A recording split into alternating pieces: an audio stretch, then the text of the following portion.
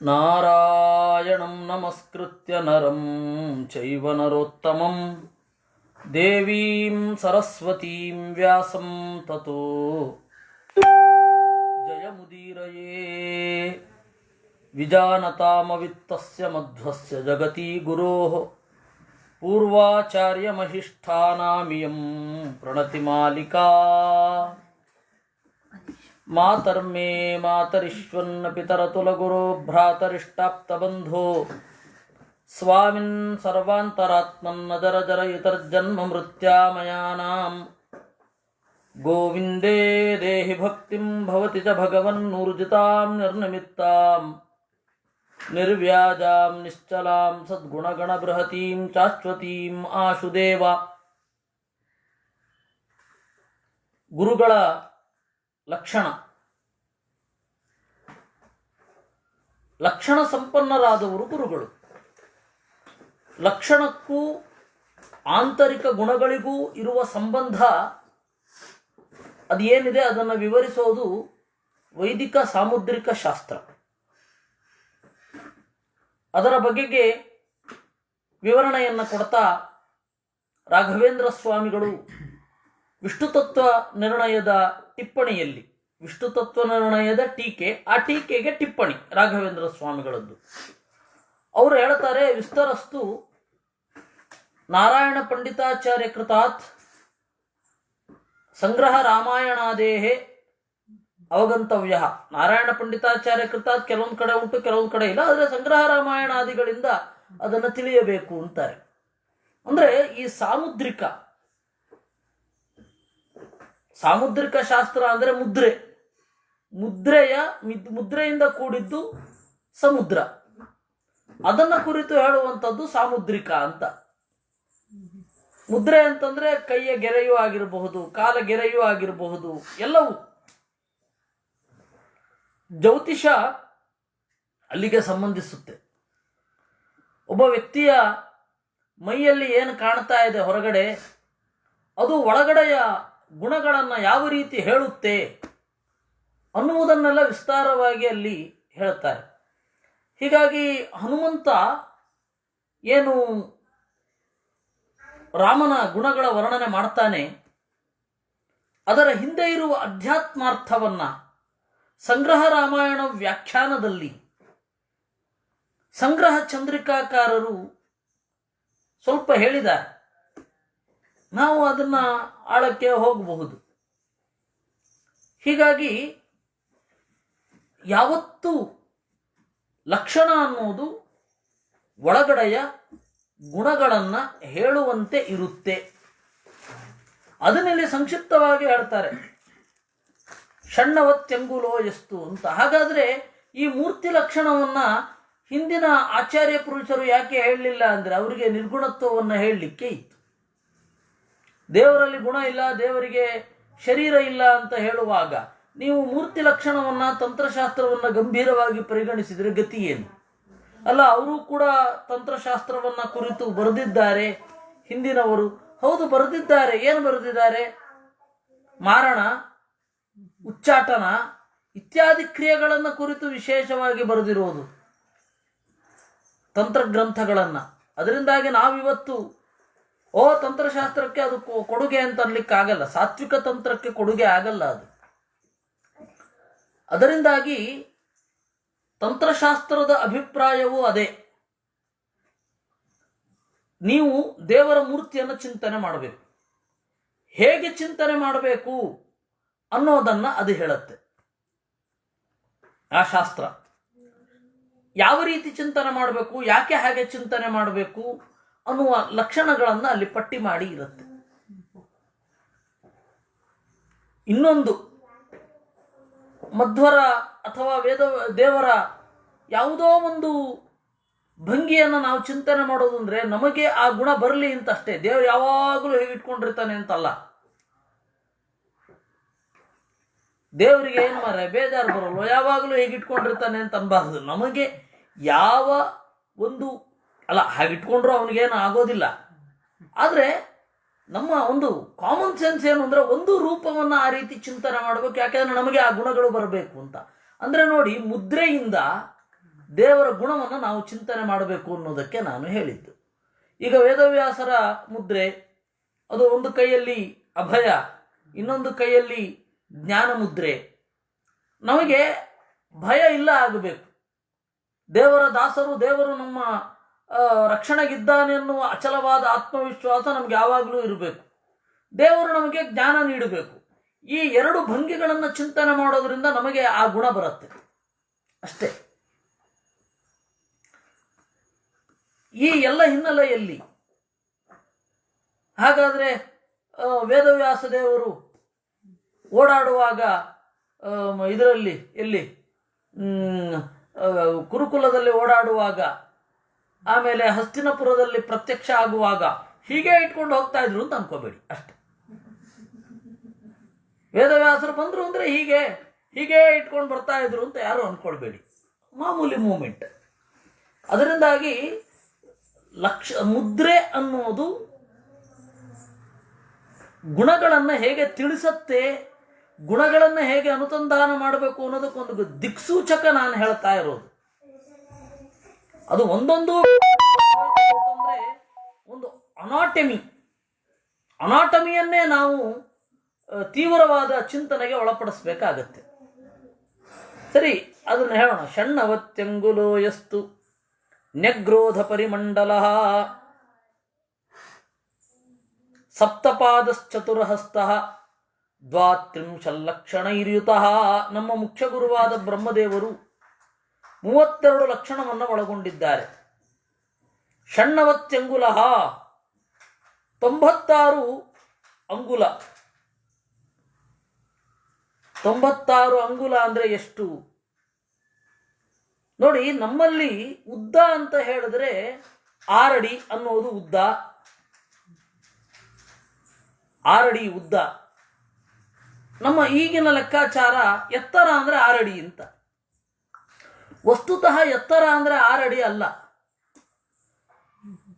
ದೇಹ ಅನ್ನೋದು ಪ್ರಪೋರ್ಷನೇಟ್ ಆಗಿರಬೇಕು ಅನ್ನೋದಷ್ಟೇ ಎತ್ತರದ ಸಂಕೇತ. ಅದು ಅವನು ಎಷ್ಟಡಿ ಬೇಕಾದರೂ ಇರಬಹುದು, ಅವನ ದೇಹ ಪ್ರಪೋರ್ಷನೇಟ್ ಆಗಿ ಇರಬೇಕು. ನಮ್ಮಲ್ಲಿ ಕುಳ್ಳ ಮತ್ತೆ ಉದ್ದ ಅನ್ನೋದಕ್ಕೆ ಪ್ರಾಚೀನ ಭಾರತದ ಪ್ರಕಾರ ಕುಳ್ಳ ಮತ್ತೆ ಉದ್ದ ಅನ್ನಲಿಕ್ಕೆ ಉದ್ದ ಅಂತ ಹೇಳಿದ್ರೆ ಪ್ರಪೋರ್ಷನೇಟ್ ಆಗಿದ್ದಾನೆ ಅಂತ ಅಷ್ಟೇ ಅರ್ಥ. ಕುಳ್ಳ ಅನ್ಲಿಕ್ಕೆ ವಾಮನ ಕುಬ್ಜ ಅಂತ ಹೇಳಿದರೆ ಅದು ಪ್ರಪೋರ್ಷನೇಟ್ ಆಗಿ ಇಲ್ಲ ಅಂತ ಅಷ್ಟೇ ಅರ್ಥ. ಅದರಿಂದಾಗಿ 6 ಅಡಿ ಎತ್ತರದವರು ಕೆಲವರು ಇರ್ತಾರೆ, ನೀವು ಕೆಲವರನ್ನ ನೋಡಿರಬಹುದು. ಅವರಿಗೆ ಈ ಹೊಕ್ಕಳಿನಿಂದ ಭುಜದವರೆಗೆ ಒಳ್ಳೆ ನೆಕ್ಕೆ ಆದ ಹಾಗಿರ್ತದೆ. ಇನ್ನು ಉಳಿದದ್ದೆಲ್ಲ ಹೊಕ್ಕಳಿನಿಂದ ಪೂರ್ತಿ ಕೆಳಗಡೆ ಉದ್ದೋ ಉದ್ದ. ಅವ್ರು 6 ಅಡಿ, ಹೌದು 6 ಅಡಿಯಲ್ಲಿ ಇಂಪ್ರಪೋರ್ಷನೇಟ್ ಆಗಿದ್ರೆ ಅದನ್ನು ಉದ್ದ ಅಂತ ಅಂದ್ರೆ ಚಂದ ಅಂತ ಪರಿಗಣಿಸ್ಲಿಕ್ಕಿಲ್ಲ. ಈ ಎಲ್ಲ ಸೂಕ್ಷ್ಮಗಳುಂಟು ಭಾರತೀಯ ಅಂಗಮೀಮಾಂಸೆಯಲ್ಲಿ, ಭಾರತೀಯ ಶರೀರ ಮೀಮಾಂಸೆಯಲ್ಲಿ. ನಮಗೆ ಇವತ್ತು ಅಮೇರಿಕನ್ ಮಾನವನ್ನು ಇಟ್ಟುಕೊಂಡೇ ನಾವೆಲ್ಲವನ್ನು ಅಳೆಯೋದು. ಆ ಅಮೇರಿಕನ್ ಮಾನವನ್ನು ಇಟ್ಟುಕೊಂಡು ಅಳೆದ್ರಿಂದ ಎಷ್ಟು ಕಷ್ಟ ಆಯಿತು ಅಂತ ಹೇಳಿ ನನಗೆ ಗೊತ್ತು. ವಿಶೇಷತಃ ಮೊದಲನೆಯ ಮಗಳು ಬಸಿರೊಳಗಡೆ ಇದ್ದಾಗ, ನನ್ನ ಮೊದಲನೆಯ ಮಗಳು ಬಸಿರೊಳಗಡೆ ಇದ್ದಾಗ ಅವರು ಅಮೇರಿಕನ್ ಮಾನವನ್ನು ತೆಗೆದುಕೊಂಡು ಇನ್ನೇ ಸ್ವಲ್ಪ ಒಂದು ಡೆವಲಪ್ ಆಗಿಲ್ಲ, ಹೀಗಾಗಿ ಈ ಮಗುಗೆ ತಲೆ ಕೆಟ್ಟಿದೆ ಅಂತಂದರು. ಅಲ್ಲ, ಅದು ಏನಿದ್ರು ಅದು ಬೇರೆ. ಆದರೆ ಅವರು ಅಂದಿದ್ದು ಆದರೆ ಹಾಗಲ್ಲ. ಅವರು ಅಮೇರಿಕನ್ ಮಾನವನ್ನು ಇಟ್ಟುಕೊಂಡು ಹೇಳಿದ್ದು. ಮೆಜರ್ಮೆಂಟ್ ಎಲ್ಲ ಆ ರೀತಿ ಉದ್ದ, ಸಣ್ಣ, ಅಗಲ, ದಪ್ಪ ಎಲ್ಲ ಅವ್ರದ್ದು, ನಮ್ದಲ್ಲ. ನಮ್ಮಲ್ಲಿ ಹೇಗೆ ಎಷ್ಟೇ ಚಿಕ್ಕವರು, ಎಷ್ಟೇ ಗಾತ್ರ ಇದ್ರು, ಎಷ್ಟೇ ಅಡಿ ಇದ್ರು ಅದು ಪ್ರಪೋರ್ಷನೇಟ್ ಆಗಿರಬೇಕು.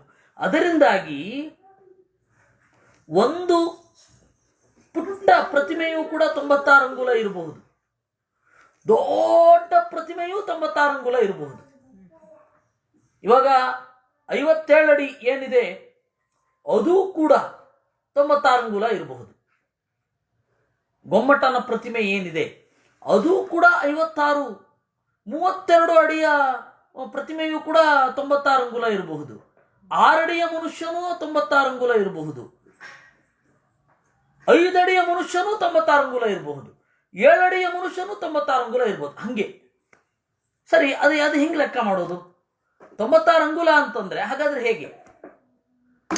ಈ ಗಣಿತ ಅಂತನ್ನೋದು ಪರಾಪೇಕ್ಷ ಅಲ್ಲ, ಸ್ವಾವಲಂಬಿ, ಸೆಲ್ಫ್ ಡಿಪೆಂಡೆಂಟ್. ಈ ಒಂದು ಗಣನೆ ಇದೆಯಲ್ಲ, ಶರೀರದ ಲಕ್ಷಣದ ಗಣನೆ, ಅದು ಪರಾವಲಂಬಿ ಅಲ್ಲ, ಸೆಲ್ಫ್ ಡಿಪೆಂಡೆಂಟ್. ಹೇಗೆ ಡಿಪೆಂಡೆಂಟ್ ಅಲ್ಲ? ಏನು ಸೆಲ್ಫ್ ಡಿಪೆಂಡೆಂಟ್ ಅಂದ್ರೆ ಹೇಗೆ? ಅದಕ್ಕೆ ಗುರುಗಳು ಹೇಳ್ತಾರೆ, ಸ್ವಾಂಗುಷ್ಟ ಮಧ್ಯರೇಖಾಮಾನಂ ಅಂಗುಲಂ ಅಂತ. ನೋಡಿ, ಹೆಬ್ಬೆರಳಿದೆ. ಈ ಹೆಬ್ಬೆರಳಿನ ಅಡ್ಡ ಮಲಗಿರುವ ತುದಿ, ಅಡ್ಡ ಮಲಗಿರುವ ಗೆರೆ, ಹೆಬ್ಬೆರಳಿನ ಅಡ್ಡ ಮಲಗಿರುವ ಗೆರೆ ಏನಿದೆ ಅದು 96 ಅಂಗುಲ ಬರಬೇಕು. ಅವನದ್ದೇ ಆದ 96 ಅಂಗುಲ. ಆ ರೀತಿ ಆ ಪ್ರತಿಮೆಯದ್ದು ಯಾವುದೇ ಆಗಿರಲಿ, ಅವನು ಎಷ್ಟೇ ಉದ್ದ ಇರಲಿ, ಆಯಾ ಯುಗಮಾನಕ್ಕೆ ತಕ್ಕ ಹಾಗೆ ಅದು 96 ಅಂಗುಲ ಇದ್ರೆ ಆಯ್ತು. ಯವೋದರೈರಷ್ಟಭಿರಂಗುಲಂ ಅಂತ ಸಾಮಾನ್ಯ ವಚನ. ಯವೋದರೈಹಿ ಅಷ್ಟಭಿಹಿ ಅಂಗುಲಂ. ಕೆಲವೊಬ್ರು ಆ ಶಿಲ್ಪಶಾಸ್ತ್ರದಲ್ಲಿ ಹೇಗೆ ಅದನ್ನು ತರೋದು? ಯಾಕೆಂದ್ರೆ ನಾವೊಂದು ಪ್ರತಿಮೆಯನ್ನು ನೋಡಬೇಕು. ಪ್ರತಿಮೆಯನ್ನು ನೋಡುವ ಮೊದಲು ಅದು ಸಮುಗ್ಧವಾಗಿ ಇರುತ್ತೆ. ಕಲ್ಲಾಗಿರಬಹುದು ಅಥವಾ ಲೋಹ ಆಗಿರಬಹುದು. ಅದನ್ನು ಇಷ್ಟು ಅಂತ ತೆಗೆದುಕೊಂಡ ಮೇಲೆ ಅದನ್ನು ಹೆಂಗೆ ಗಣಿಸೋದು? ಅಕ್ಕಿಯ ಕಾಳಿನ ಲೆಕ್ಕದ ಮೇಲೇನೆ ಹೋಗಬೇಕು. ಅಲ್ಲಿ ನಾವೆಷ್ಟು, ಆಮೇಲೆ 1 ಅಂಗುಲ ಅಂತ ಹೇಳಿ 8 ಭತ್ತವನ್ನು ಸಾಲಾಗಿ ಮಲಗಿಸಿದ್ರೆ, ಅಂದ್ರೆ ಅದರ ನಮಗೆ ಎಷ್ಟು ಅಂಗುಲ ಇರಬೇಕು ಅಂತ ಪ್ಲಾನ್ ಮಾಡ್ಕೋಬೇಕು ಮೊದಲು. ಅಂದ್ರೆ ಹೊರಗಡೆ ಮೆಷರ್ಮೆಂಟ್ ಅನ್ನು ಲೆಕ್ಕ ಮಾಡಿಕೊಂಡು ಆ ಮೆಷರ್ಮೆಂಟ್ ಅನ್ನ ಅಂಗುಲವಾಗಿ ಪರಿಗಣಿಸಿ ಅದರ 96 ಭಾಗದಲ್ಲಿ ಇದನ್ನೆಲ್ಲ ಕೆತ್ತಬೇಕು. ಇವಾಗ ಈ ಅಗಲದ ಒಂದು ಲೋಹದ ಮುದ್ದೆಯನ್ನು ತೆಗೆದುಕೊಳ್ತೇವೆ. ಅದನ್ನ 96 ಭಾಗವಾಗಿ ಮಾಡಿಕೊಳ್ಬೇಕು. ಹೆಂಗೆ 96 ಭಾಗ ಮಾಡ್ಕೊಳ್ಳೋದು? ಒಂದು ಭತ್ತದ ಕಾಳು ಅಂತ ಇಟ್ಟುಕೊಂಡು, ಇನ್ನು ತೀರ ದೊಡ್ಡದಾಗ್ತಾ ಹೋಗುತ್ತೆ. 8 ಕಾಳುಗಳನ್ನು ಇಟ್ಟುಕೊಂಡು 1 ಅಂಗುಲ ಅಂತ. ಇದು ಶಿಲ್ಪಶಾಸ್ತ್ರದಲ್ಲಿ ಅವನ ಹೆಬ್ಬೆರಳಿನ ಅಂಗುಲ ಏನಿದೆ, ಅವನ ಹೆಬ್ಬೆರಳಿನ ಅಡ್ಡ ಮಲಗಿದ ಗೆರೆ, ಅದರ 96 ಭಾಗ ಇದೆಯಾ? ಇದನ್ನ ಪ್ರಪೋರ್ಷನೇಟ್ ಆಗಿ ಮಾಡಿದ್ರೆ ಇವನು 96 ಭಾಗ ಆಗ್ತಾನ ಅಂತ ಯೋಚನೆ ಮಾಡಬೇಕು. ಅದರಿಂದಾಗಿ ಒಟ್ಟು ಷಣ್ಣವತ್ಯಂಗುಲ 96 ಅಂಗುಲ ಇರಬೇಕು ಅವನು.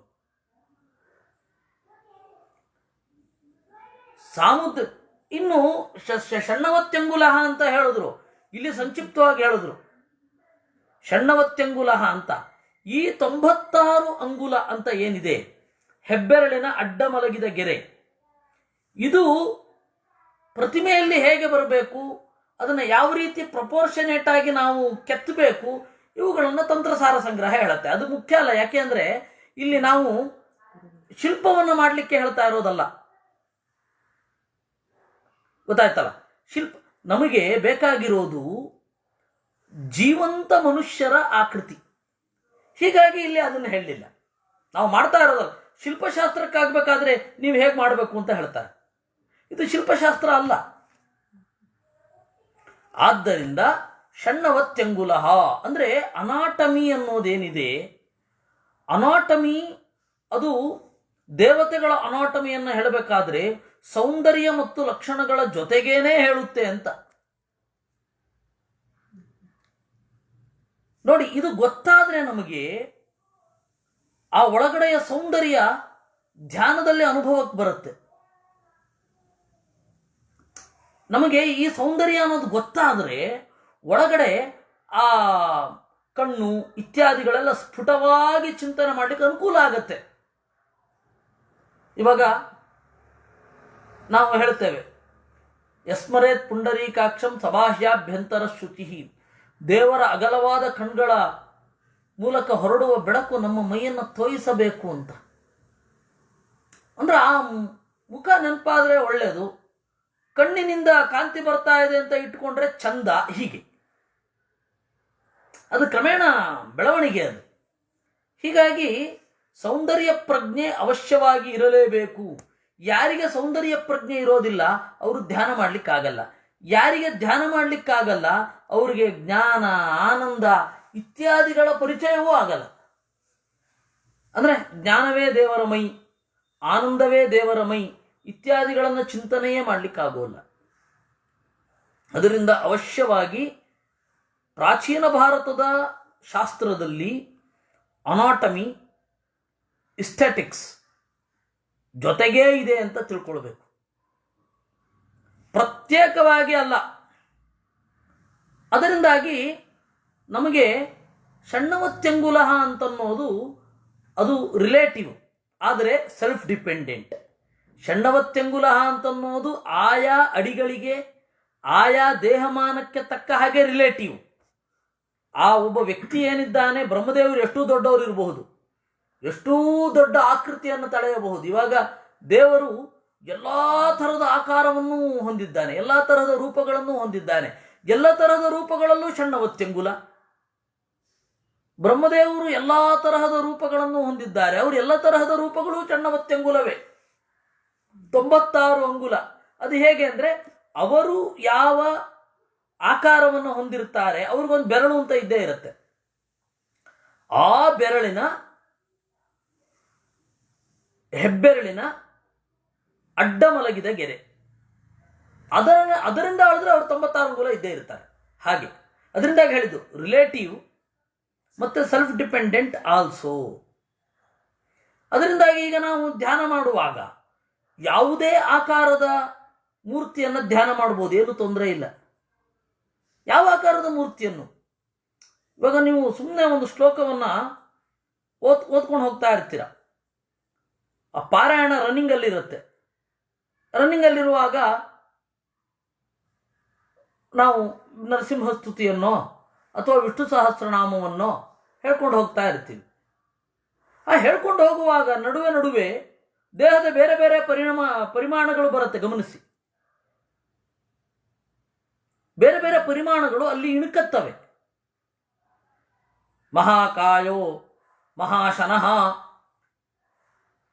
ಅಂತ, ಸೋಮ ಸೂರ್ಯಾಗ್ನಿಲೋಚನ ಸ್ಥೂಲಗ್ರೀವ ಅಂತ ನಾವು ಹೇಳ್ತೇವೆ. ಆಮೇಲೆ ಹೇಳಬೇಕಾದ್ರೆ ನಿನ್ನ ಕೇಸರದಿಂದ ಮೋಡಗಳೆಲ್ಲ ಆಚೀಚೆ ಆದವು ಅಂದ್ರೆ ಯಾವ ಪರಿಯ ದೇಹವನ್ನು ಚಿಂತನೆ ಮಾಡಬೇಕು. ನಮಗೆ ಹೀಗೆ ನಿಂತಾಗ ಕೂಡಲೇ ಅಷ್ಟು ಮಾಡಿಕೊಂಡು ಮತ್ತೆ ಇನ್ನೊಂದು ಕಡೆ ನಮ್ಮ ಎದುರುಗಡೆ ಇರುವ ರೂಪದ ಚಿಂತನೆಯೂ ಬರುತ್ತೆ. ನಮ್ಮ ಸಮಪ್ರಮಾಣದ ರೂಪವನ್ನು ನಾವು ಚಿಂತನೆ ಮಾಡ್ತೇವೆ. ಹೀಗಾಗಿ ಇಷ್ಟು ಸ್ಫುಟವಾಗಿ ಹೇಳಿದ್ರು ಷಣ್ಣವತ್ಯಂಗುಲ ಅಂತ. ಇನ್ನು ನೆಗ್ರೋಧ ಪರಿಮಂಡಲ. ನೆಗ್ರೋಧ ಅಂದ್ರೇನು? ಆಲ ಅಲ್ಲ, ಆಲದಷ್ಟು ದೊಡ್ಡ ದೇಹ ಸುತ್ತಳತೆ ಅಂತ ಅಲ್ಲ. ವ್ಯಾಯತಯೋ ಭುಜಯೋ ಮಾನಂ ನೆಗ್ರೋಧ. ಒಬ್ಬ ತನ್ನ ಎರಡೂ ಕೈಗಳನ್ನು ಪೂರ್ತಿಯಾಗಿ ಚಾಚಿರಬೇಕು. ಪೂರ್ತಿಯಾಗಿ ಚಾಚಿದಾಗ ಏನು ಸುತ್ತಳತೆ ಬರುತ್ತಲ್ಲ ಅದು ನೆಗ್ರೋಧ. ಅದು ಕರೆಕ್ಟಾಗಿರಬೇಕು. ಈ ಬಲಗೈ ಎಷ್ಟು ಉದ್ದ ಇದೆ ಅಷ್ಟೇ ಉದ್ದ ಎಡಗೈ. ಅವುಗಳ ಸುತ್ತಳತೆಯನ್ನ ಕೌಂಟ್ ಮಾಡಿದ್ರೆ ಪರ್ಫೆಕ್ಟ್ ಆಗಿ ಮ್ಯಾಚ್ ಆಗಬೇಕು. ಇದನ್ನ ಏನಂತ ಕರೀತಾರೆ? ನೆಗ್ರೋಧ ಪರಿಮಂಡಲ ಅಂತ. ನನಗೆ ಈ ಫಿಬೋನಾಚಿ ಸರಣಿಯ ಬಗ್ಗೆ ಬಹಳ ಜನ ಹೇಳ್ತಾರೆ. ನನಗೊಂದು ಸಣ್ಣ ಡೌಟ್ ಇದೆ ಅದ್ರ ಬಗ್ಗೆ. ಇರಲಿ, ಇದನ್ನು ಗಣಿತದ ಚರ್ಚೆ ಅಲ್ಲ ಇದು. ನಾವಿಲ್ಲಿ ಧ್ಯಾನ ಮಾಡಲಿಕ್ಕೆ ಎಷ್ಟು ಅನುಕೂಲವೋ ಅಷ್ಟನ್ನು ಮಾತ್ರ ನೋಡೋಣ. ನೆಗ್ರೋಧ ಪರಿಮಂಡಲ ಅಂತ ಹೇಳಿದರೆ ನೆಗ್ರೋಧದಂತೆ ಅಂದರೆ ಉದ್ದವಾಗಿ ತನ್ನ ಕೈಗಳನ್ನು ಚಾಚಿದಾಗ ಏನು ಅಳತೆ ಬರುತ್ತೆ ಅದೇ ಅಳತೆ ಕಾಲಿನಿಂದ ತಲೆಗೂ ಬರಬೇಕು. ಅಂದರೆ ಪೂರ್ತಿ ಸಮಪ್ರಮಾಣ.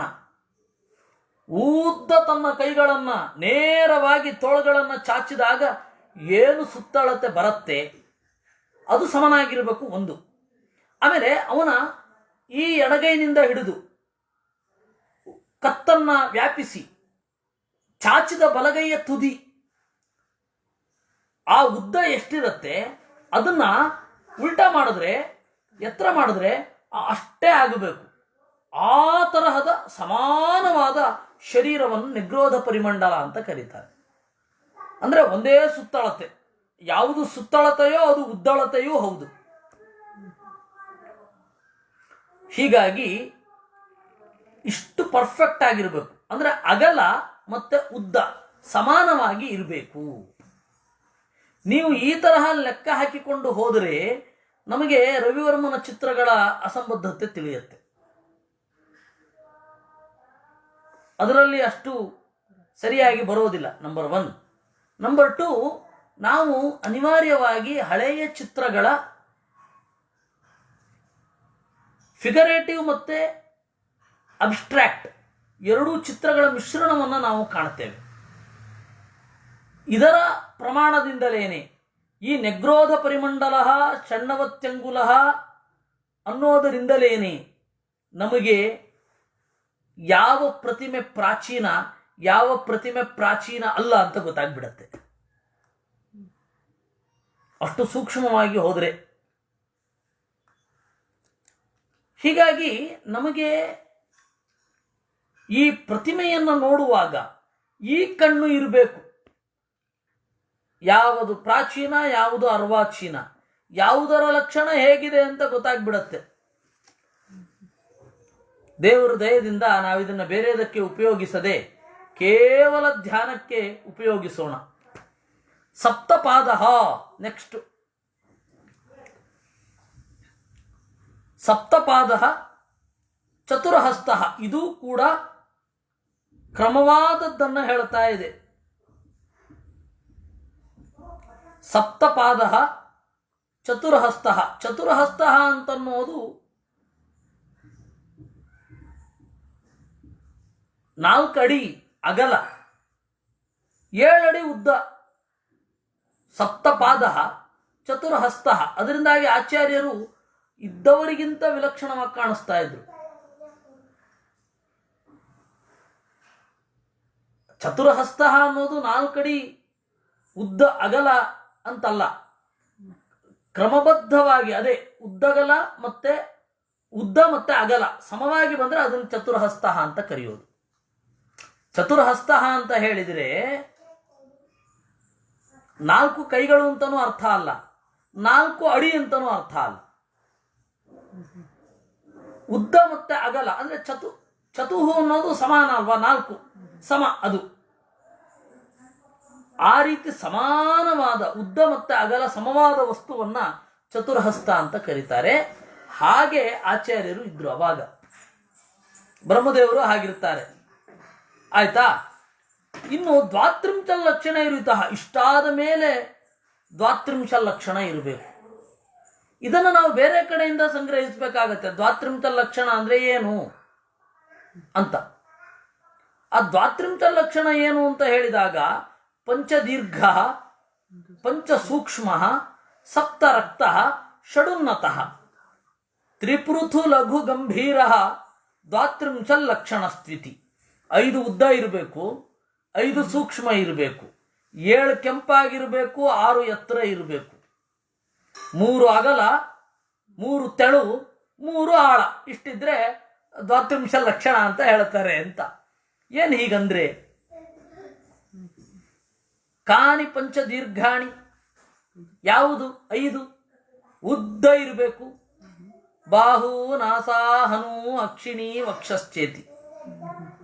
ತೋಳುಗಳು ಉದ್ದ ಇರಬೇಕು, ಮೂಗು ಉದ್ದ ಇರಬೇಕು.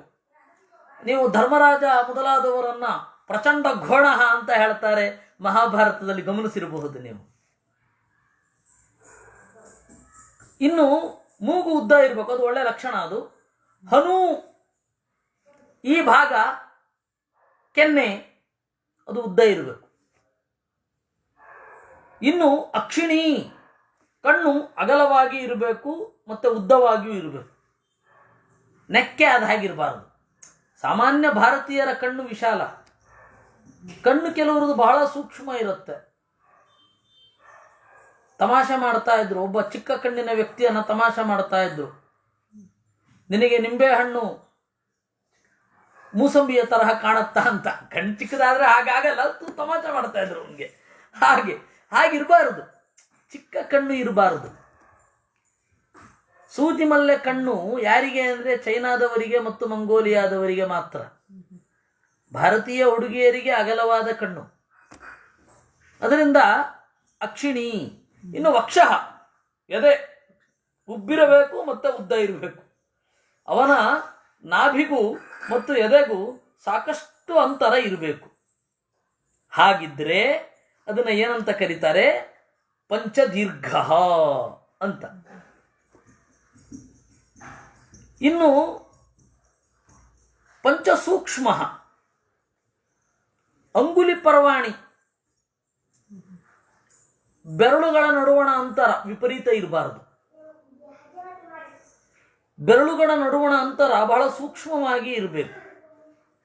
ಮತ್ತೆ ಬೆರಳು ಬಹಳ ದಪ್ಪವಾಗಿ ಇರಬಾರದು, ಸೂಕ್ಷ್ಮವಾಗಿ ಇರಬೇಕು. ಇನ್ನು ತ್ವಕ್, ಚರ್ಮ ಬಹಳ ಸೂಕ್ಷ್ಮವಾಗಿ ಇರಬೇಕು. ಕೂದಲು ಬಹಳ ಒರಟಾಗಿ ದಪ್ಪವಾಗಿ ಇರಬಾರದು. ಕೂದಲು ನಾರ್ಮಲ್ ಅದು ಸೂಕ್ಷ್ಮವಾಗಿ ಇರಬೇಕು. ಇನ್ನು ದಂತಾಹ, ಹಲ್ಲು ಒಂದೊಂದಿಷ್ಟು ದಪ್ಪ ಇರಬಾರದು, ಇಂಪ್ರಪೋರ್ಷನೇಟ್ ಆಗಿರಬಾರದು. ಮತ್ತೆ ಅದಕ್ಕೊಂದು ಗಾತ್ರ ಇದೆ, ಗೊತ್ತಾಗತ್ತೆ, ನೋಡಿದ್ರೆ ಗೊತ್ತಾಗತ್ತೆ. ಮುಖಕ್ಕೆ ಹೊಂದದ ಹಲ್ಲು ಗೊತ್ತಾಗತ್ತೆ. ಹಾಗಿರಬಾರದು. ಅದಕ್ಕೆ ಪ್ರಾಚೀನರು ಹೇಳಿದ್ರು ಇದು ಸೂಕ್ಷ್ಮವಾಗಿ ಇರಬೇಕು ಅಂತ. ಹೀಗೆ ಆಯಿತು ಪಂಚದೀರ್ಘ, ಪಂಚಸೂಕ್ಷ್ಮ. ಇನ್ನು ಸಪ್ತ ರಕ್ತ, 7 ಕೆಂಪಾಗಿ ಇರಬೇಕು. ಯಾವುದು 7 ಕೆಂಪಾಗಿ ಇರೋದು?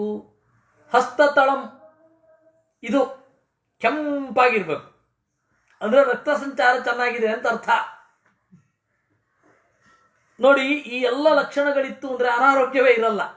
ಗಮನಿಸಬೇಕಂದ್ರೆ ನೀವು ಯಾವ ಕಡೆಯಿಂದಲೂ ಅನಾರೋಗ್ಯ ಇರಲ್ಲ. ಈ ಎಲ್ಲ ಇರಬೇಕು ಅಂದ್ರೆ ಆರೋಗ್ಯಕ್ಕೂ ಮನಸ್ಸಿಗೂ ಆಮೇಲೆ ಸೌಂದರ್ಯಕ್ಕೂ ಇರುವ ನಿಕಟ ಸಂಬಂಧವನ್ನ ನಮ್ಮ ಪ್ರಾಚೀನರು ಮೂರ್ತಿ ಲಕ್ಷಣದಲ್ಲಿ ಹೇಳಿದ್ರು. ಅದರಿಂದಾಗಿ ಆ ತರಹದ ಮೂರ್ತಿ ಲಕ್ಷಣವನ್ನು ಚೆನ್ನಾಗಿ ಬಲ್ಲವರು ಆಚಾರ್ಯರನ್ನ ನೋಡಿ, ಮೂರ್ತಿ ಲಕ್ಷಣಕ್ಕೆ ಜೀವಂತ ಉದಾಹರಣೆ ಅಂದ್ರೆ ಮಧ್ವಾಚಾರ್ಯರು ಅಂದ್ರು. ಗೊತ್ತಾಯ್ತಾ? ಇಷ್ಟು ಹಿನ್ನೆಲೆ ತಿಳ್ಕೊಂಡಿದ್ದಾಗ ಅದು ಎಷ್ಟು ಸೊಗಸು. ಮೂರ್ತಿ ಲಕ್ಷಣ ಶಾಸ್ತ್ರಕ್ಕೆ ಉದಾಹರಣೆ ಇದು ಅಂದ್ರು. ಅದು ಕೆಲವ್ರಿಗೆ ಸಹಿಸ್ಲಿಕ್ಕಾಗಲಿಲ್ಲ, ಅದು ಬೇರೆ ಮಾತು.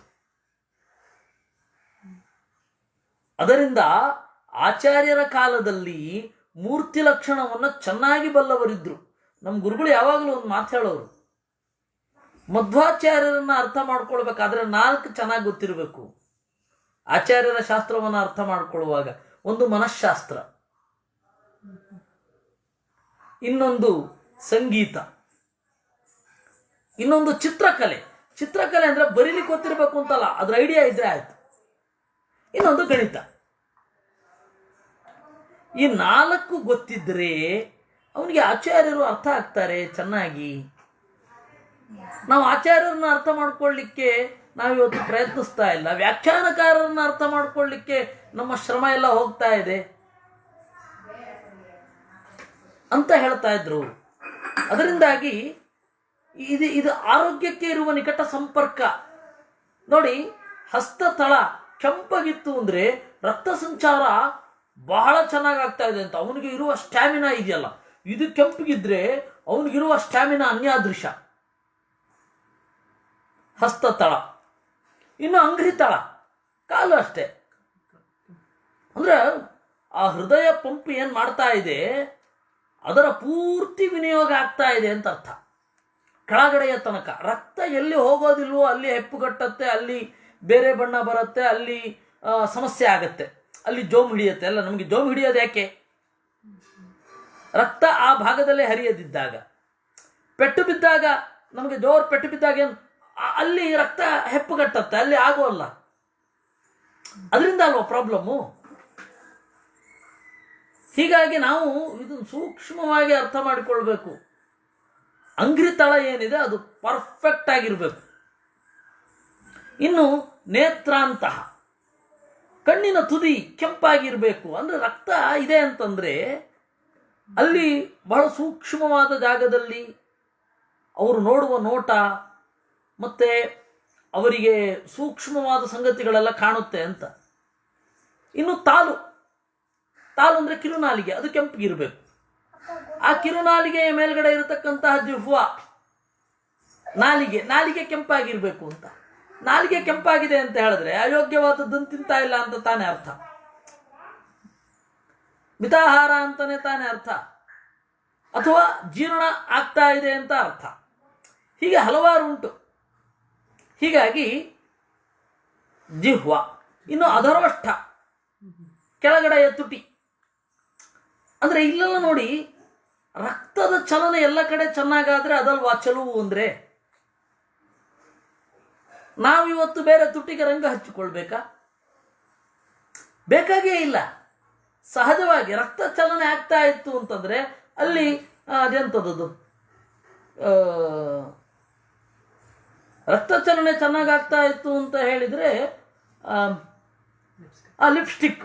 ಲಿಪ್ಸ್ಟಿಕ್ಕು ಹಚ್ಕೊಳ್ಳೇಬೇಕಾಗಿಲ್ಲ. ಸಹಜವಾಗಿ ರಕ್ತ ಇಲ್ಲಿ ಪುಟ್ಟಿತಾ ಇರುತ್ತೆ ಅಲ್ವಾ. ಕವಿಗಳು ದಾಳಿಮದಂತ ಅಂತ ಒಂದು ಪ್ರಯೋಗ ಮಾಡ್ತಾರೆ, ನೀವು ಕೇಳಿರ್ಬೇಕು. ದಾಳಿಂಬೆಯಂತಹ ಹಲ್ಲು ಅಂತ. ಅದು ಸ್ವಲ್ಪ ಕಲ್ಪನೆ ಬಹಳ ಕ್ಲಿಷ್ಟ. ಈಗ ನೋಡಿ, ದಾಳಿಮದಂತ ಅಂದರೆ ಅಡಿಕೆಯನ್ನೋ ಇನ್ನೇನನ್ನೋ ತಿಂದವನಿಗೆ ಅದು ದಂತ ಕೆಂಪಾಗೋದಲ್ಲ.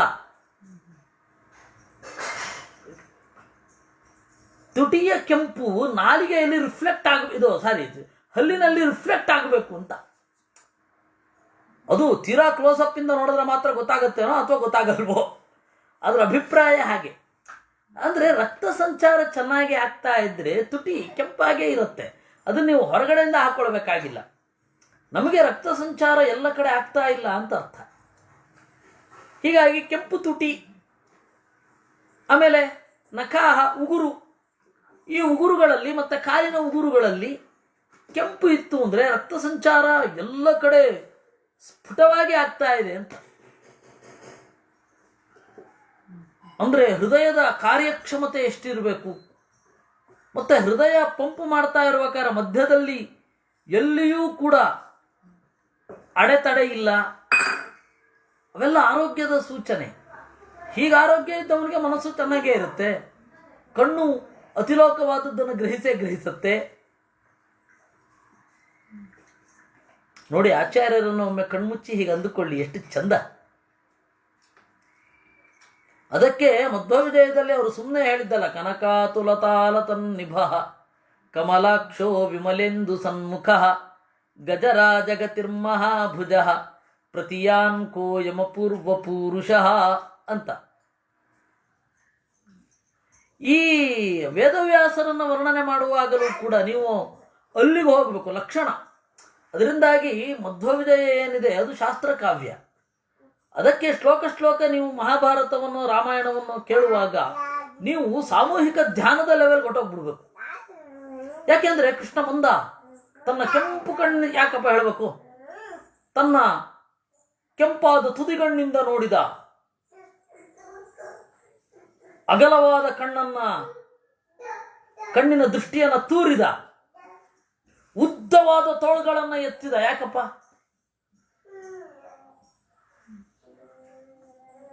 ಇವೆಲ್ಲ ನಿಮಗೆ ಧ್ಯಾನದ ಸ್ಥಿತಿಗೆ ತಗೊಂಡು ಹೋಗಬೇಕು. ಇಲ್ಲ ಅಂದ್ರೆ ವೇದವ್ಯಾಸರು ಯಾಕೆ ಹಾಗೆ ಬರೀಬೇಕು? ಇದನ್ನು ನೋಡಿದ್ರು ಕೆಲವರಿಗೆ ಈ ಎತ್ತರವೇ ಅರ್ಥ ಆಗಲಿಲ್ಲ. ರಾಮಾಯಣನೂ ಕಾವ್ಯ, ಮಹಾಭಾರತವೂ ಕಾವ್ಯ, ಇತಿಹಾಸ ಅಲ್ಲ ಅಂದ್ರು. ಇತಿಹಾಸ ಅಲ್ಲ, ಯಾಕೆ ಹೆಣ್ಣಿನ ಚಂದ ಯಾಕೆ ಹೇಳಬೇಕು? ಮಧ್ವವಿಜಯ ಒಳ್ಳೆ ಕಾವ್ಯ ಅಲ್ಲ, ಸನ್ಯಾಸಿಯ ಚಂದ ನಮಗೆ ಯಾಕೆ ಅಂದರು. ಅಯ್ಯ ರಾಮ, ಅದಕ್ಕಿಂತ ಮೊದಲು ಅಶ್ವಘೋಷ ಬುದ್ಧ ಚರಿತೆಯಲ್ಲಿ ಹೇಳಿಲ್ಲೇನು? ನಿಮಗೆ ಒಂದು ಸಂಗತಿ ಹೇಳ್ತೇನೆ, ಅಶ್ವಘೋಷನ ಬುದ್ಧ ಚರಿತೆಯನ್ನು ಸುಮ್ಮನೆ ಅನುವಾದ ಮಾಡ್ಕೊಂಡು ಹೋಗ್ಬೇಕು, ಮತ್ತಿನ್ನೇನು ಹೇಳಬಾರ್ದು. ಮೂಲ ಇಟ್ಟರೆ ನಿಮಗೆ ಅರ್ಥ ಆಗ್ಬಿಡುತ್ತೆ ಏನು ಅಂತ. ನಮ್ಗೆ ಮೂಲ ಇಲ್ಲ, ಅದರಿಂದಾಗೆ ಇವಾಗ ಅಶ್ವಘೋಷನ ಬುದ್ಧ ಚರಿತೆಯನ್ನು ಓದಿದ್ರೆ ಅಯ್ಯೋ ಆಚಾರ್ಯರ ಸಿದ್ಧಾಂತಕ್ಕೆ ಎಷ್ಟು ಹತ್ತಿರ ಇತ್ತು ಅಂತ ನಿಮ್ಗೆ ಅನ್ನಿಸದೆ ಹೋದ್ರೆ ಕೇಳಿ. ಅದು ಕರಪ್ಟ್ ಆಗಿರುವ ಬುದ್ಧನ ಚರಿತ್ರೆ.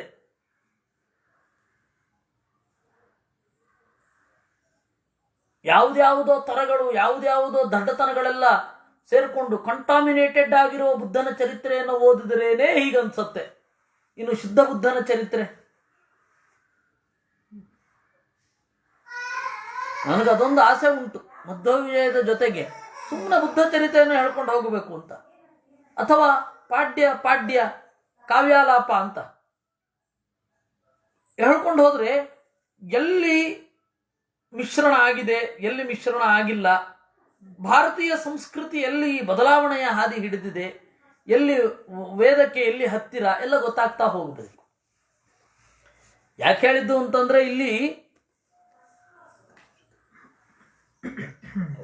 ಸಪ್ತರಕ್ತ ಪಂಚದೀರ್ಘ ಪಂಚಸೂಕ್ಷ್ಮ ಸಪ್ತರಕ್ತ 7 ಕೆಂಪಾಗಿ ಇರಬೇಕು. ಇನ್ನು ಷಡುನ್ನತಃ 6 ಎತ್ತರ ಇರಬೇಕು. ಎದೆ ಉಬ್ಬಿರಬೇಕು, ನೆಕ್ಕೆ ಆದ ಹಾಗಿರಬಾರದು. ಅದು ಎದೆ ಉಬ್ಬಿರಬೇಕು ಅನ್ನುವ ಕಾರಣಕ್ಕಾಗಿಯೇ ಇವುಗಳೆಲ್ಲ ಹೋಗಿ ಜಿಮ್ಗೆ ಹೋಗ್ತವೆ. ಅಲ್ಲಿ ವಿಪರೀತ ವರ್ಕೌಟ್ ಮಾಡಿ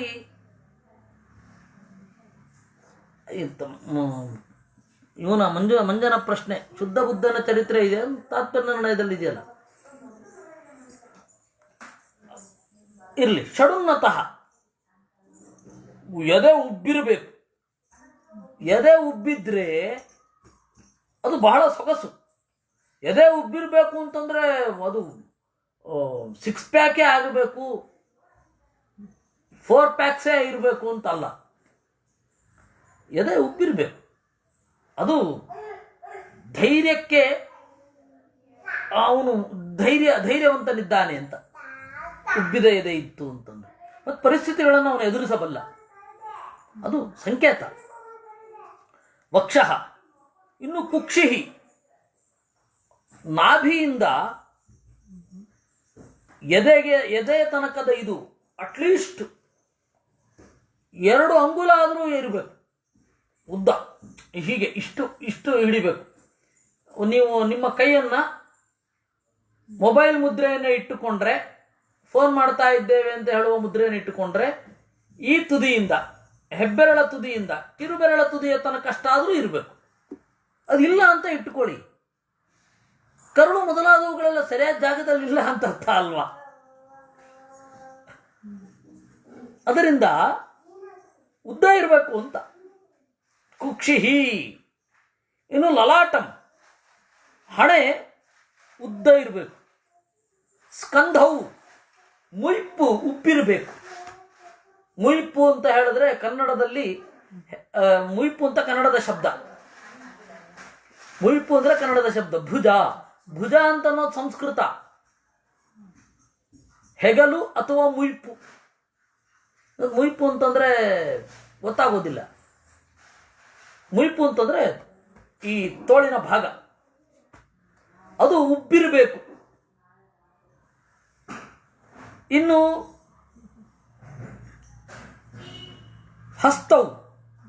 ಹಸ್ತ ಉದ್ದವಾಗಿ ಇರಬೇಕು.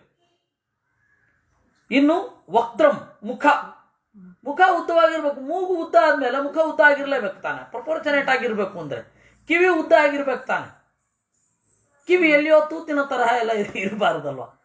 ಪೂರ್ತಿ ಮುಖದ ಚೌಕಟ್ಟು ಕ್ಲೀನಾಗಿ ಬರಬೇಕು. ಅದರಿಂದಾಗಿ ಷಡುನ್ನತಃ ಅಂದ್ರು. ತ್ರಿಪೃಥು,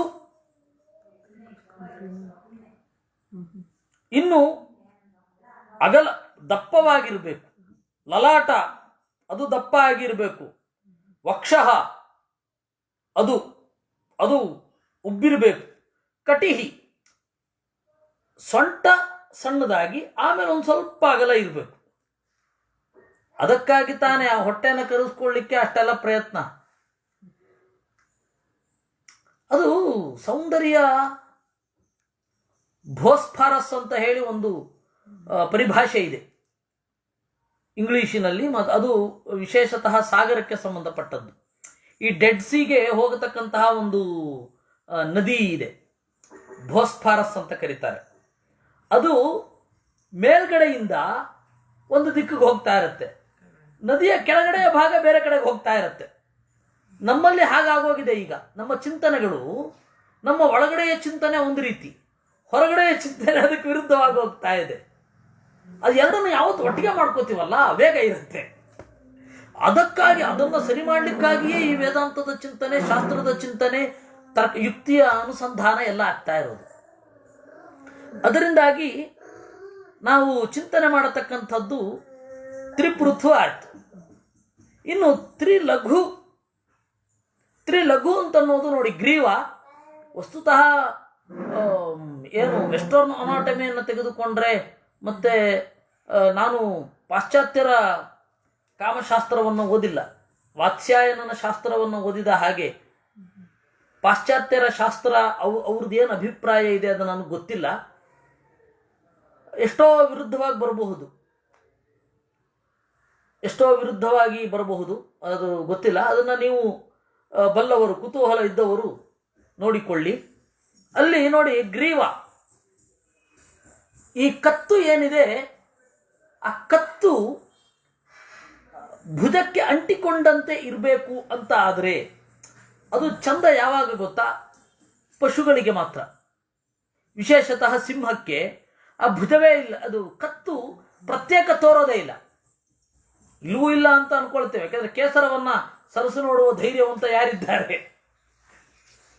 ಕೇಸರ ತೆಗೆದು ಎಷ್ಟು ಮೆಜರ್ಮೆಂಟ್ ಯಾರು ಮಾಡ್ಲಿಕ್ಕಾಗಲ್ಲ. ಅಂದ್ರೆ ಅಲ್ಲಿ ಪ್ರಾಣಿಗಳಿಗಾಗುವಾಗ ಈ ಸುಗ್ರೀವ ಅಂತ ಹೇಳ್ತಾರೆ.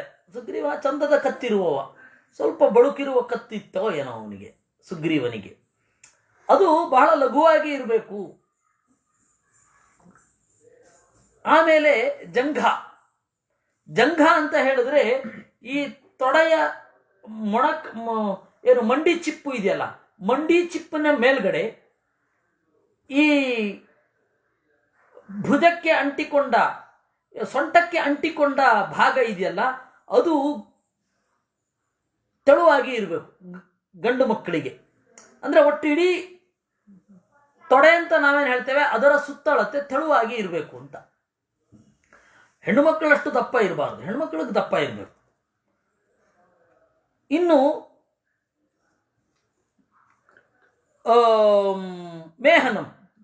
ಮೇಹನಂ ಅಂದ್ರೆ ವಿಸರ್ಜನಾಂಗ, ಅದು ತೆಳುವಾಗಿ ಇರಬೇಕು, ಹ್ರಸ್ವವಾಗಿ ಇರಬೇಕು. ಇವಾಗ ರಾಮನಿಗೆ ಆ ತರಹ ಇತ್ತು, ಶಶಜಾತಿಯ ಪುರುಷ ಅಂತ ಹೇಳ್ತಾರೆ, ಶಶಜಾತಿಯ ಪುರುಷ. ಇನ್ನು ಗಂಭೀರವಾಗಿರಬೇಕು, ಆಳವಾಗಿ ಇರಬೇಕು. ಆಳವಾಗಿರೋದು ಯಾವುದಪ್ಪ? ಅಂತಃಕರಣ, ನಾದ, ನಾಭಿ. ಅಂತಃಕರಣ ಆಳವಾಗಿ ಇರಬೇಕು. ಅಂತಃಕರಣ ಆಳವಾಗಿರೋದು ಅಂದ್ರೇನು? ಮನಸ್ಸಿನ ಒಳಗಣೆಯ ಭಾವನೆಗಳು ಮುಖದಲ್ಲಿ ತೋರಬಾರದು, ಅದನ್ನು ಗಾಂಭೀರ್ಯ ಅನ್ನೋದು. ಗಾಂಭೀರ್ಯ ಅಂದ್ರೆ ಮುಖ ಸಿಂಡ್ರಿಸ್ಕೊಂಡಿರೋದು ಅಲ್ವೇ ಅಲ್ಲ. ನಗಲಿಕ್ಕೆ ಗೊತ್ತಿಲ್ಲದ ಪ್ರಾಣಿಗಳನ್ನೆಲ್ಲ ಗಂಭೀರ ಅಂತಾರೆ. ನಗಬಾರದು ಅಂತ ಎಲ್ರಿ ಇದೆ. ಗಂಭೀರ ಅಂದ್ರೆ ಮನಸ್ಸಿನೊಳಗಡೆಯ ಭಾವನೆಗಳು ಮುಖದಲ್ಲಿ ತೋರಬಾರದು. ಅದಕ್ಕೆ ಈಗ ಕೂಲಿಂಗ್ ಗ್ಲಾಸ್ ಹಾಕ್ಬಿಡ್ತಾರೆ, ಏನು ತೋರಲೇಬಾರದು. ಅವ್ರು ಎಲ್ಲಿ ನೋಡ್ತಾ ಇದ್ದಾರೆ ಗೊತ್ತಾಗಬಾರದು, ಅವ್ರ ಕಣ್ಣಲ್ಲಿ ಏನು ನಡೀತಾ ಇದೆ ಗೊತ್ತಾ, ಅದೆಲ್ಲ ಉಪಯೋಗ. ಗಂಭೀರ ಅಂದ್ರೆ ಸಿಡುಕು ಮೋರೆ ಅಲ್ಲ. ಗಂಭೀರ ಅಂತ ಹೇಳಿದ್ರೆ ಕಣ್ಣನ್ನು ಮುಚ್ಚಿಕೊಳ್ಳೋದಲ್ಲ. ಗಾಂಭೀರ್ಯ ಅಂದ್ರೆ ಮನಸ್ಸಿನ ಒಳಗಡೆ ಏನ್ ನಡೀತಾ ಇದೆ ಅಂತ ಹೇಳಿ ಮುಖದ ಮೇಲೆ ಗೊತ್ತಾಗಬಾರದು ನಮ್ಗೆ, ಅದು ಗಾಂಭೀರ್ಯ. ಅದಕ್ಕೆ ಅಂತಃಕರಣ ಆಳವಾಗಿ ಇರಬೇಕು. ಅಂದ್ರೆ ಯಾವುದೇ ಆಘಾತಗಳನ್ನು ಹೊರಗಡೆ ತೋರಿಸಿಕೊಳ್ಳದ ಶಕ್ತಿ ಇರಬೇಕು ಅದಕ್ಕೆ, ಅದನ್ನು ಅಂತಃಕರಣ ಅಂತ ಕರೀತಾರೆ. ಇನ್ನು ನಾದ ಆಳವಾಗಿ ಇರಬೇಕು, ಕೀರ್ಲು ಗಂಟ್ಲು ಇರಬಾರದು. ಇನ್ನು ನಾಭಿ, ಹೊಕ್ಕಳು ಆಳವಾಗಿ ಇರಬೇಕು. ಅದೊಂದು ದ್ವಾರ, ಅದು ಆಳವಾಗಿ ಇರಬೇಕು. ಇಷ್ಟು 32 ಲಕ್ಷಣಗಳು. ಈ 32 ಲಕ್ಷಣಗಳನ್ನು ಇಟ್ಟುಕೊಂಡು ನೀವು ಮಧ್ವಾಚಾರ್ಯರ ಈಗ ನಮಗೆ ಎಲ್ಲೆಡೆಯೂ ಇರುವ ಮೂರ್ತಿ ಸೆಟ್ ಆಗತ್ತಾ ಯೋಚನೆ ಮಾಡಿ. ಪ್ರಾಚೀನರು ಮಾಡಿದ ಉಡುಪಿಯ ಕಡೆಗೆ ಬರಬೇಕು. ಅಂದರೆ ನಮ್ಮ ವಿದ್ವಾಂಸರು ಆಚಾರ್ಯರೇ ಕೊಟ್ಟ ಮೆಷರ್ಮೆಂಟಿನಿಂದ ಆಚಾರ್ಯರನ್ನ ಚಿತ್ರಿಸಲಿಲ್ಲ ಅಂತ ಆಯ್ತಲ್ವ. ಯಾಕಂದ್ರೆ ನಮ್ಮ ಶಿಲ್ಪಶಾಸ್ತ್ರದ ಬಗ್ಗೆ ಶಿಲ್ಪಶಾಸ್ತ್ರ ಸಾರಿ ಛಂದಸ್ಸಿನ ಬಗ್ಗೆ ನಮ್ಗೆ ಐಡಿಯಾ ಇರಲ್ಲ. ಯಾಕೆ ಅಂತ ಹೇಳಿದರೆ ನಮ್ಮ ಟೆಕ್ಸ್ಟಿನಲ್ಲಿ ಅದು ಬರಲಿಲ್ಲ. ನಮ್ಮ ಟೆಕ್ಸ್ಟಿನಲ್ಲಿ ಏನು ತರ್ಕಶಾಸ್ತ್ರ ಬಂತು. ಈಗೀಗ ಮೀಮಾಂಸ ನೋಡ್ತಾ ಇದ್ದೇವೆ. ಅವಾಗಲೂ ಒಂದು ಸ್ವಲ್ಪ ತರ್ಕ ಮೀಮಾಂಸಾಗಳ ಮೇಲೆ ಒತ್ತು ಕೊಟ್ಟು ಆಚಾರ್ಯರು ಒಂದನ್ನು ಅರ್ಥ ಮಾಡಿಕೊಳ್ಳಿಕ್ಕೆ ಸಮಗ್ರತೆಯ ದೃಷ್ಟಿಯಿಂದ ಏನನ್ನು ಕೊಟ್ಟಿದ್ದಾರೋ ಅದು ನಾವು ನೋಡಲಿಲ್ಲ. ಅದರಿಂದಾಗಿ ಆಚಾರ್ಯರೇ ಕೊಟ್ಟ ಮೆಷರ್ಮೆಂಟನ್ನು ನಾವು ಬಳಸ್ಕೊಳ್ಳಿಕ್ಕೆ ಗೊತ್ತಾಗಲಿಲ್ಲ ನಮಗೆ. ಹೀಗಾಗಿ ಪ್ರತಿಮೆಗಳೆಲ್ಲ ಚೆನ್ನಾಗಿ ಮೂಡಿ ಬರೋದಿಲ್ಲ. ಅದು ಒಂದು ಉಪಯೋಗನೂ ಆಯಿತು, ಗೊತ್ತಾಗಲ್ಲ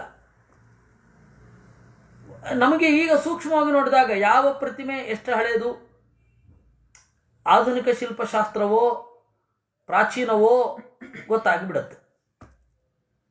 ಈ ಮೆಜರ್ಮೆಂಟ್ ಇರಬೇಕು. ಈ ಪೂರ್ತಿ ಲಕ್ಷಣ ಯಾರಿಗಿದೆ? ಬ್ರಹ್ಮದೇವರಿಗೆ ಮಾತ್ರ ಇರೋದು, ಮುಖ್ಯ ಪ್ರಾಣನಿಗೆ ಮಾತ್ರ ಇರೋದು.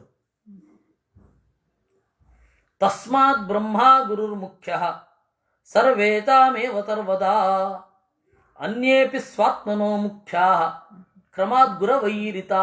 ಅದರಿಂದಾಗಿ ದೇವತೆಗಳು ಅಂತಂದ್ರೆ ಈಗಿನವರು ಮೀಸೆ ತೆಗೆದು ಬಿಡೋದು ಇವೆಲ್ಲ ಮಾಡ್ತಾರೆ. ಮತ್ತೆ ಈ ಎಲ್ಲ ಲಕ್ಷಣಗಳನ್ನು ನಾವಿಟ್ಟುಕೊಂಡ್ರೆ, ಅದೇ ನಾ ಹೇಳಿದ್ನಲ್ಲ, ಪಾಶ್ಚಾತ್ಯ ಪ್ರಪಂಚದಲ್ಲಿ ಚಿತ್ರ ಬರೆಯುವಾಗ ಎರಡು ಎಕ್ಸ್ಟ್ರೀಮ್ ಬಂತು. ಒಂದು ಫಿಗರೇಟಿವ್, ನಮ್ಮಂತೆ ದೇವತೆಗಳನ್ನು ಚಿತ್ರಿಸ್ಬಿಡೋದು. ಇನ್ನೊಂದು ಅಬ್ಸ್ಟ್ರಾಕ್ಟ್. ಅಬ್ಸ್ಟ್ರಾಕ್ಟ್ ಅಂತಂದರೆ ಪಿಕಾಸೋ ಸ್ಟೈಲ್ನ ಚಿತ್ರಗಳು. ಅದು ಯಾಕೆ ಬಂತು ಅಂತ ನೋಡಿ. ಅವಾಗ ಚಿತ್ರಕಾರರೆಲ್ಲ ಸಾಹುಕಾರರ ಚಿತ್ರ ಬರೆದು ಜೀವನ ಮಾಡ್ತಾ ಇದ್ರು. ಒಬ್ಬ ಸಾಹುಕಾರ ನನ್ನ ಚಿತ್ರ ಬರೆಸ್ಬೇಕು ಅಂತಂದಾಗ ಅವ್ರ ಮನೆಯಲ್ಲಿ ಒಂದು 15 ದಿವಸಗಳ ಗಟ್ಟಲೆಯೋ ಅಥವಾ ತೀರಾ ಕಷ್ಟವಾದರೆ 1 ತಿಂಗಳ ಕಟ್ಟಲೆಯೋ ಇದ್ದು ಅವನನ್ನು ಹೀಗೆ ನಿಲ್ಲಿಸಿ ಹಾಗೆ ನಿಲ್ಲಿಸಿ ಅವನ ಚಿತ್ರವನ್ನು ಬಿಡಿಸೋದು. ಅಲ್ಲಿ ತನಕ ಊಟ ತಿಂಡಿ, ಅದಾದ ಮೇಲೆ ಒಂದು ಸ್ವಲ್ಪ ದುಡ್ಡು, ಫೀಸ್, ಅವ್ರದ್ದೇನೋ ಒಂದು ಫೀಸ್ ಇರುತ್ತೆ, ಅವ್ರ ಚಿತ್ರಕಾರರ ಲೆವೆಲಲ್ಲಿ ಒಂದು ಫೀಸ್, ಅದನ್ನ ಇಸ್ಕೊಂಡು ಹೋಗೋದು. ಹಂಗೆ ಬದುಕ್ತಾ ಇದ್ರು ಒಂದು ಕಾಲದಲ್ಲಿ. ಯಾವಾಗ ಕ್ಯಾಮ್ರಾ ಬಂತೋ ಅವಾಗೆಲ್ಲ ಉಲ್ಟಾಗೋಯ್ತು. ಅವಾಗ ಚಿತ್ರಕಲೆಯೇ ವೇಸ್ಟ್ ಆಗೋಗತ್ತಾ? ಇದು ಕಲೆ, ಚಿತ್ರಕಲೆಯೇ ವೇಸ್ಟ್ ಆಗೋಗ್ಬಾರ್ದು. ಹೀಗಾಗಿ ಅಬ್ಸ್ಟ್ರಾಕ್ಟ್ ಪೈಂಟಿಂಗ್ ಬಂತು. ಆಮೇಲೆ ಥರದ ಪೈಂಟಿಂಗಿನ ವಿಧಾನಗಳು ಶುರು ಆಯಿತು.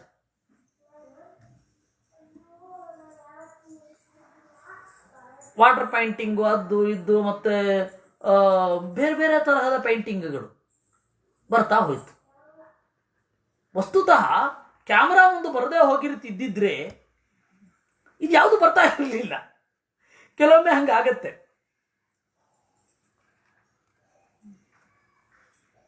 ಬಹಳ ವಿಚಿತ್ರ. ಅದರಿಂದಾಗಿ ಯಾವುದು ಬಂದರೆ ನಮ್ಮ ಒಂದು ಧರ್ಮಾಚರಣೆ, ಚಿಂತನೆ ಇತ್ಯಾದಿಗಳು ವ್ಯತ್ಯಾಸ ಆಗತ್ತೋ, ಆ ವ್ಯತ್ಯಾಸಕ್ಕೆ ಒಳಗಾಗದಂತೆ ಚಿಂತನೆ ಮಾಡೋದೇನಿದೆ ಅದು ಶಾಶ್ವತ ಮೌಲ್ಯ ಆಗತ್ತೆ.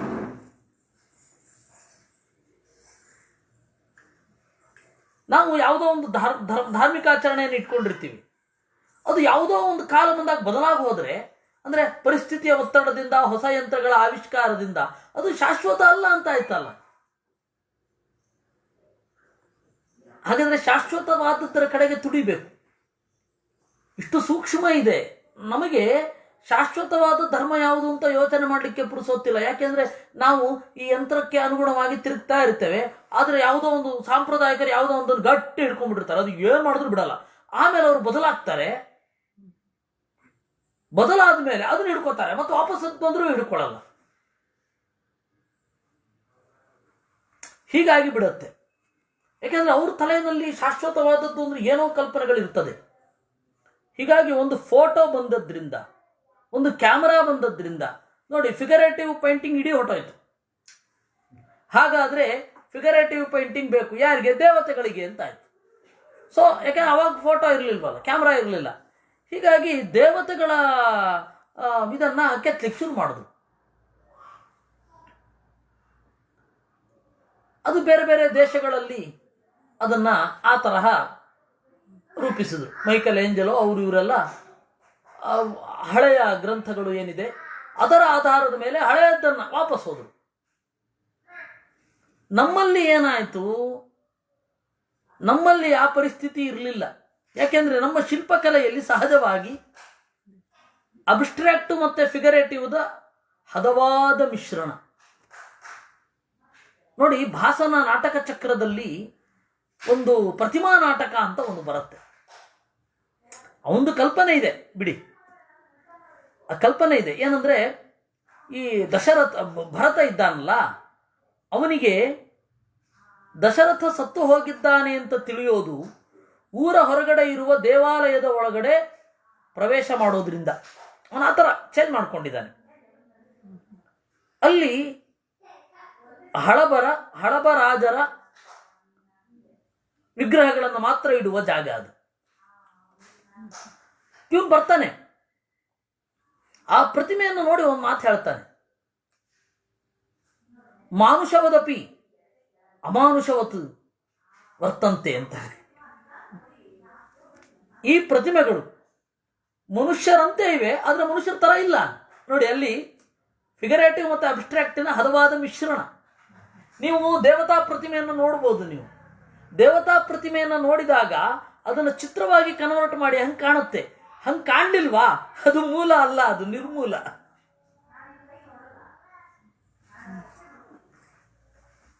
ಆ ಕಣ್ಣು ಬೇಕು ನಮಗೆ. ಆ ಫಿಗರೇಟಿವ್ ಆಗಿರುವಂತ ಇದು ಪ್ರತಿಮೆ ಏನಿದೆ, ಆ ಪ್ರತಿಮೆಯನ್ನು ನೀವು ಚಿತ್ರವಾಗಿ ಕನ್ವರ್ಟ್ ಮಾಡಿದ್ರೆ ಗಂಜೀಫ ಆಗತ್ತೆ. ನಮ್ಮ ಗುರುಗಳು ಗಂಜೀಫಾ ಚಿತ್ರವನ್ನ ಬಳಸ್ತಾ ಇದ್ರು. ಎಲ್ಲರಿಗೂ ಆಕ್ಷೇಪ, ಓ ದೇವ್ರ ಕಂಡ ಕಾಣೋದೇ ಇಲ್ಲ ಅಂತ. ನಮ್ಮ ಗುರುಗಳು ಒಂದು ಸ್ವಲ್ಪ ನೇರವಾಗಿ ಉತ್ತರ ಕೊಡ್ತಾ ಇರಲಿಲ್ಲ ಅಂತ ಇಟ್ಕೊಳ್ಳಿ. ಓ ಭಾರಿ ದೇವರು ನೋಡಿರೋರು ಹಾಗೆ ಅಂತನವ್ರು ಇವರು. ಹಾಗೆಲ್ಲ ಕೆಲವೊಮ್ಮೆ ಹೌದು, ಆದರೆ ಜನರಿಗೆ ಅದು ಗೊತ್ತಾಗೋದಿಲ್ಲ. ಹೇಳಬೇಕಾಗತ್ತಿಲ್ಲಪ್ಪ, ನೀವು ಹಳೆ ಪ್ರತಿಮೆಯನ್ನು ನೋಡಿ ಚಿತ್ರವಾಗಿ ಕನ್ವರ್ಟ್ ಮಾಡಿ ಅದು ಈ ಚಿತ್ರ ಆಗತ್ತೆ. ಅದರಿಂದಾಗಿ ಇದು ವಾಸ್ತವಕ್ಕೆ ಹತ್ತಿರ ಇರುವ ಸ್ಕೆಚ್, ಆದ್ರಿಂದಾಗಿ ಇದನ್ನು ನಾನು ಬಳಸ್ತಾ ಇದ್ದೇನೆ ಅಂತ ಅವ್ರು ಹೇಳ್ತಾ ಇರಲಿಲ್ಲ. ಅವರಿಗೆ ಈ ಕ್ಷುಲ್ಲಕವಾದ ಪ್ರಶ್ನೆಗಳಿಗೆಲ್ಲ ಏನು ಉತ್ತರ ಕೊಡೋದು ಅಂತ. ಹಾಗೆ ಅದು ಏನಾಯಿತು, ಅವರ ಅಭಿಪ್ರಾಯವೇ ಎಷ್ಟೋ ಜನರಿಗೆ ತಿಳಿಲಿಲ್ಲ. ಹಾಗಾಯಿತು. ಅವರಿಗೆ ರವಿವರ್ಮನ ಚಿತ್ರವನ್ನು ನೋಡಿ ನೋಡಿ ನೋಡಿ ನೋಡಿ ಅಭ್ಯಾಸ. ರವಿವರ್ಮನ ಚಿತ್ರ ಸರಸ್ವತಿಯೂ ಒಂದೇ ತರಹ, ದ್ರೌಪದಿಯೂ ಒಂದೇ ತರಹ, ವ್ಯತ್ಯಾಸವೇ ಬೇಡವೇ? ಕಂಸನೂ ಅವನೇ, ಶಿಶುಪಾಲನೂ ಅವನೇ. ಸರಿ ನೋಡಿ, ನೀವು ಸರಸ್ವತಿಗೂ ಮತ್ತು ಲಕ್ಷ್ಮಿಗೂ ಏನಾದ್ರು ವ್ಯತ್ಯಾಸ ತೋರಿಸ್ಬಿಡಿ ನೀವು ರವಿವರ್ಮನ ಪೇಂಟಿಂಗಲ್ಲಿ. ಸೀತೆಗೂ ದಮಯಂತಿಗೂ ಏನಾದ್ರು ವ್ಯತ್ಯಾಸ ತೋರಿಸ್ಬಿಡಿ. ಕಾರಣ ಸ್ಪಷ್ಟ. ಅವನ ಇಡೀ ಎಲ್ಲ ಸ್ತ್ರೀ ಪಾತ್ರಗಳಿಗೆ ಮಾಡೆಲ್ ಯಾರು ಅಂದರೆ ಅವನ ಅಕ್ಕನ ಮಗಳು ಅಷ್ಟೇ. ಹೀಗಾಗಿ ನಾವು ಈ ಎಲ್ಲ ಪ್ರತಿಮೆಗಳನ್ನು ಮೀರಿ ಧ್ಯಾನ ಶ್ಲೋಕಗಳಿಗೆ ಜೋತು ಬಿದ್ದು ಧ್ಯಾನ ಮಾಡಬೇಕಾದ ಪರಿಸ್ಥಿತಿ ಇದೆ. ಧ್ಯಾನ ಶ್ಲೋಕಗಳನ್ನು ಅಟ್ಲೀಸ್ಟ್ ಏನು ಹೇಳತ್ತೆ ಇದು ಅಂತ ತಿಳ್ಕೊಂಡಿದ್ರೆ ಆಯ್ತು. ಅದಕ್ಕಾಗಿ ರಾಮಾಯಣ ಮಹಾಭಾರತಗಳನ್ನು, ಈ ತರಹದ ಗ್ರಂಥಗಳನ್ನು ಶ್ಲೋಕ ಹೇಳಿ ಅವ್ರು ಹೀಗಿದ್ರು ಹೀಗಿದ್ರು ಹೀಗಿದ್ರು ಅಂತ ಹೇಳಬೇಕಾಗತ್ತೆ. ಆ ಶ್ಲೋಕ ಮತ್ತು ಆ ಅರ್ಥ ಅಷ್ಟನ್ನು ಮಾತ್ರ ತಗೊಳ್ತಾ ಇದ್ರೆ ನಮಗೆ ಧ್ಯಾನಕ್ಕೆ ಅನುಕೂಲ ಆಗುತ್ತೆ, ಇಲ್ಲ ಅಂದರೆ ಕಷ್ಟ ಆಗುತ್ತೆ. ಇಷ್ಟು ಬಂತು. ಅದರಿಂದಾಗಿ ತಸ್ಮಾತ್ ಬ್ರಹ್ಮ ಗುರುರ್ ಮುಖ್ಯ, ಈ ಎಲ್ಲ ಲಕ್ಷಣ 96 ಅಂಗುಲ ಉದ್ದ ಮತ್ತು ಅಗಲಗಳಲ್ಲಿ ಸಮಾನವಾದ ಅಳತೆ, ಆಮೇಲೆ 32 ಲಕ್ಷಣ, ಇಷ್ಟು ಇದ್ರೆ ಅವರು ಗುರುಗಳು. ಆ ಪೂರ್ತಿ ಲಕ್ಷಣ ಮಧ್ವರಿಗಿದೆ ಮತ್ತೆ ಬ್ರಹ್ಮದೇವರಿಗಿದೆ ಅಂದಾಗ ಅವರೇ ಮುಖ್ಯ. ಇನ್ನು ಉಳಿದವರ ಕಥೆ ಏನು, ಋಷಿಗಳೆಲ್ಲ ಹೇಗಿದ್ರು, ದೇವತೆಗಳಲ್ಲೇ ರುದ್ರದೇವರೆಲ್ಲ ಹೇಗಿದ್ರು ಇತ್ಯಾದಿಗಳನ್ನು ನಾವು ನಾಳೆ ನೋಡೋಣ. ಕೃಷ್ಣಾರ್ಪಣಮಸ್ತು.